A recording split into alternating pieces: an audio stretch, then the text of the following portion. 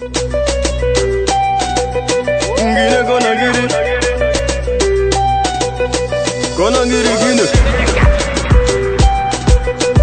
Block MHD.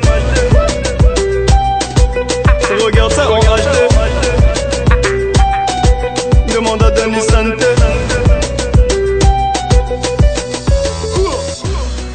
Bonjour chers téléspectateurs, je suis Jean-Rodolphe de Tano, je suis le directeur de la société Sin Service et nous exerçons dans le domaine de la salubrité urbaine depuis un an maintenant que nous sommes sur le terrain.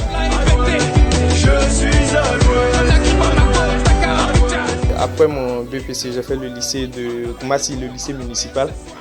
Et je suis allé en grande école, j'ai voulu me spécialiser, je suis allé faire la comptabilité.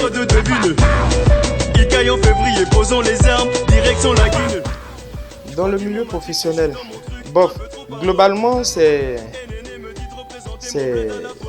n'a pas été facile. Hein. On a essayé mille et une choses. Nous sommes des jeunes entrepreneurs, tu ne réussis pas au premier coup. On a essayé mille et une choses dans plusieurs domaines d'activité différents. Jusqu'à ce que, par exemple, celui-là soit le bon, on va dire. Voilà. Et c'est comme ça que, depuis peut-être près de 2 ans, j'ai surtout été approché par 2 de mes oncles, en l'occurrence Roger Oga, et puis un autre qui est le plus célèbre sans doute, David Bouedon Mobio, voilà, de la RTI. Ils avaient comme ça quelque chose auquel ils avaient foi. Et comme ils m'ont vu en train de bosser, en train de me démerder, en train de recommencer chaque fois, en train de vouloir entreprendre, ils ont bien voulu m'associer à ce qu'ils avaient fait, ce qu'ils avaient entrepris. Je devais d'abord donner mon point de vue, bien entendu, voir si ça me sied, si ça me plaît. Et puis, ok, essayer. Heureusement, j'ai vraiment aimé ce dans lequel ils se sont mis. J'ai vraiment aimé. J'ai tout de suite dit oui. Et puis nous avons commencé. Bon, les difficultés que nous avons rencontrées au début dans notre activité, dans notre domaine d'activité, c'est déjà il faut avoir des moyens pour acquérir les engins. Parce que travailler dans le domaine de la salubrité, tout le monde sait qu'il faut avoir des engins auto pour pouvoir faire la collecte d'ordures. Mais je pense que le plus difficile, c'était même pas ça. C'est plutôt, je vais dire, l'indiscipline ou peut-être même l'incivisme de la population. Voilà, c'est jusqu'à aujourd'hui, c'est le plus grave problème que nous avons. Parce que, voilà, tout le monde connaît maintenant Abidjan ou bien toute la Côte d'Ivoire. Les gens jettent les ordures un peu partout et puis ils n'ont pas d'éducation quant à ça, c'est vraiment compliqué. Mais avec ce que le gouvernement est en train de faire maintenant, on espère que ça va aller, que les mentalités vont changer. L'Afrique entière, engagée avec Je suis à l'ouest, Afrique de l'Ouest, je suis à l'ouest. Moi, je suis comme ça, déjà de nature. Il faut croire en soi. Il faut croire en ce que tu fais. Ça, c'est une qualité, c'est une force comme ça. Mais le truc, c'est qu'il faut surtout aimer ce dans quoi tu te mets. Et vraiment, j'aime. Aimer la propreté, c'est pas seulement nettoyer chez soi. Moi, je suis ivoirien et je suis prêt à lutter, bec et ongle, prêt à faire les sacrifices qu'il faut pour que mon pays soit propre. Nos partenaires, tout de suite, c'est la population. C'est la population parce qu'il faut que c'est cette population-là qu'on veut décharger. C'est elle qu'on veut emmener à mieux vivre. Parce que vivre avec des déchets, c'est pas joli, c'est pas propre, c'est malsain. Donc ça rend malade. C'est eux nos premiers partenaires.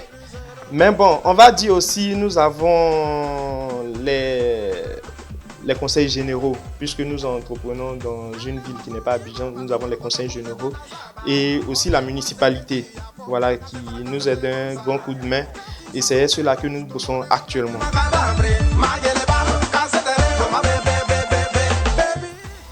Bon, dans notre activité, on va dire que assez positif, c'est bon. Mais bon, on n'est pas totalement satisfait parce que juste là, la population n'a pas encore changé. C'est sa manière de faire, sa manière de vivre. Non, pas Abidjan seulement. La Côte d'Ivoire n'est toujours pas propre. C'est vrai que peut-être qu'on s'autosuffit en tant qu'entreprise, en tant que personne, mais ce n'était pas cela le but de notre entreprise quand nous avons commencé. L'essentiel pour nous, c'était que la Côte d'Ivoire entière se débarrasse de ses ordures et nous ne sommes pas encore arrivés à nos fins. Donc on va dire, c'est partagé, mais nous sommes en bonne voie et nous avons foi en ce que nous faisons.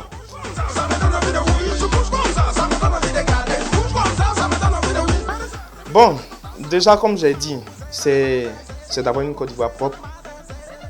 Il y a un slogan qui passe actuellement, un Ivoirien nouveau. Il va falloir qu'il ne soit plus slogan, mais qu'il soit effectif.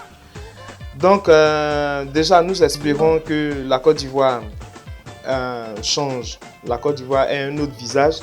Et puis quant à nous, entreprise ou à moi personnellement, j'espère vraiment grandir, c'est-à-dire acquérir le maximum d'expérience dans ce que nous faisons et puis partager parce que nous savons qu'il n'y a pas que la Côte d'Ivoire qui souffre en matière de salubrité urbaine. Il y a plein de pays d'Afrique et nous espérons partager tout ce que nous savons, tout ce que nous avons appris avec ces pays frères.